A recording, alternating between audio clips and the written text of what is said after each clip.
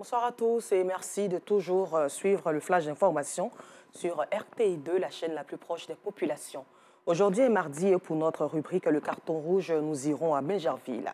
Cette ancienne capitale de la Côte d'Ivoire de 1900 à 1933 et concentre depuis moins de 10 ans une activité immobilière intense. Logements sociaux, économiques ou de haut standing foisonnent plutôt à la lisière du district autonome d'Abidjan.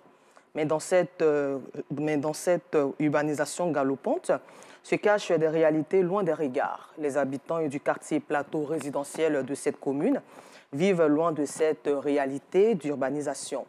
L'entrée principale du quartier inexistante, insalubrité, eau usée et voies impraticables. Ce décor ternit donc l'image de la commune de Bingerville, dite la ville du futur. Et le carton rouge de ce soir sera proposé par Joël Gosset et Kader Bachil.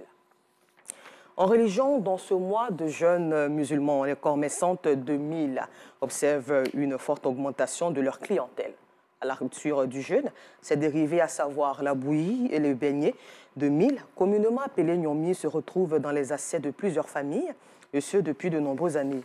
Ces vertus nutritives en sont beaucoup pour quelque chose, et nous aurons les réponses ce soir. À Ndautré, dans la commune d'Abobo, un bâtiment en construction trouble la quiétude des habitants et selon eux, ce bâtiment est une usine causant des nuisances sonores avec des matériels de construction peu fiables.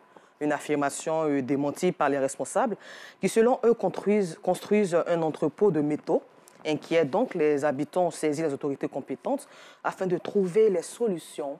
Vous aurez plus de détails dans le reportage de Justin Kwasi ce soir à 19h30.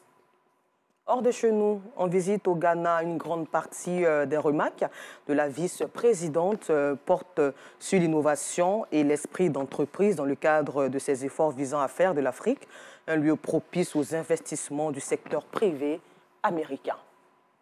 Et puis nous terminons aux États-Unis où 3 enfants et 3 adultes ont été tués par balle hier lundi 27 mars dans une école primaire de Nashville, dans le sud du pays. Un drame aux circonstances encore floues qui rouvre encore le débat sur les ravages des armes à feu aux USA.